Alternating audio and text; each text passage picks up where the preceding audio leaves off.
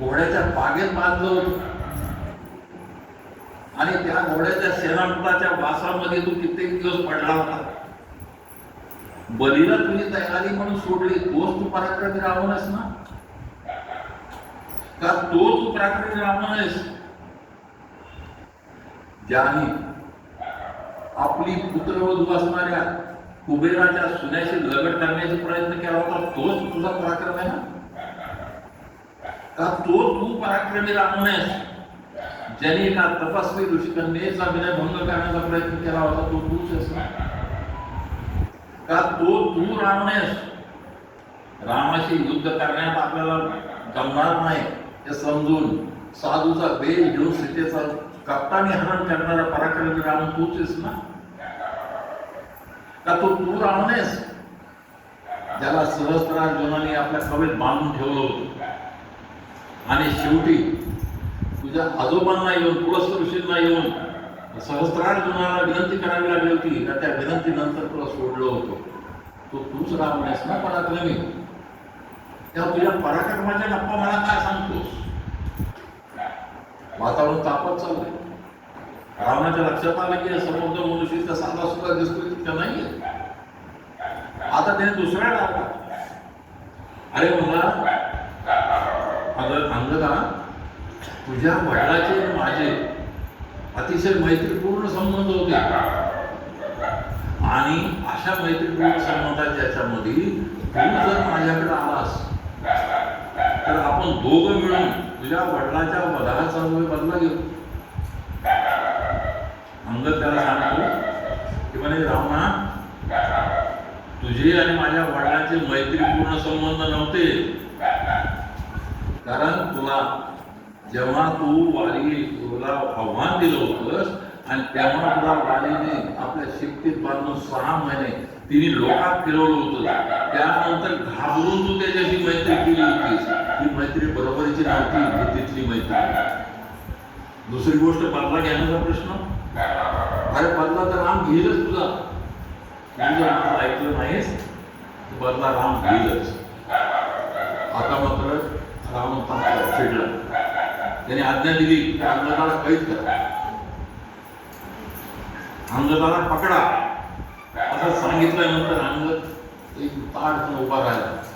मला सावधान माझ्या अंगाला तुला हात लावला. एका हनुमानाला तुम्ही पकडलं होतं, त्यांनी फक्त निर्जीव लंका जाळली.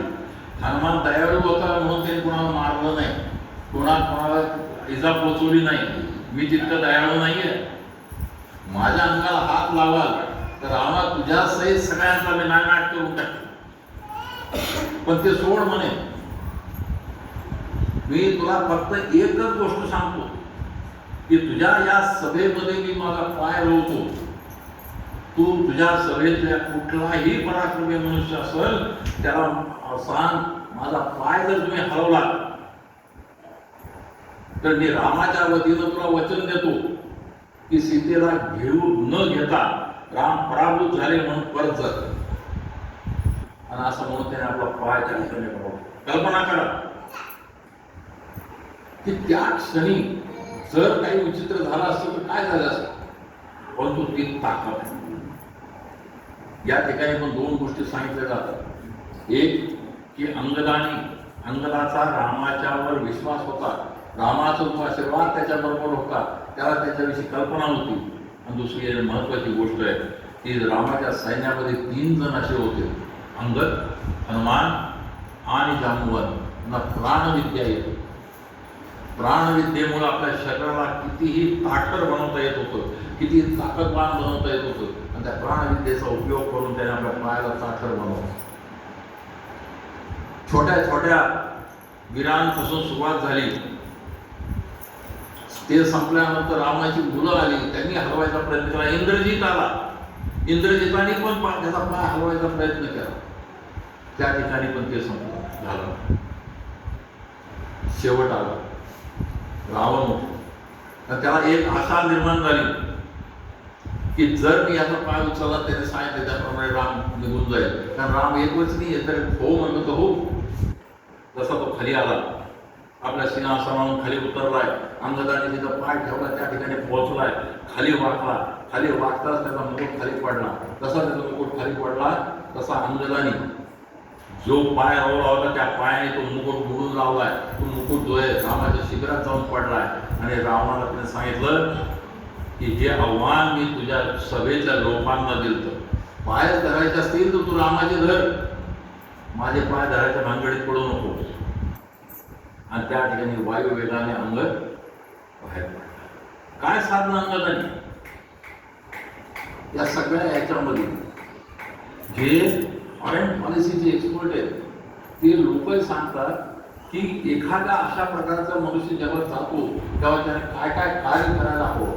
त्यामध्ये सगळ्यात महत्वाचं म्हणजे रावणाचा मनोभंग केलाय त्याने. रावणाला रामाच्या सभेत, रावणाच्या वीरांच्या समोर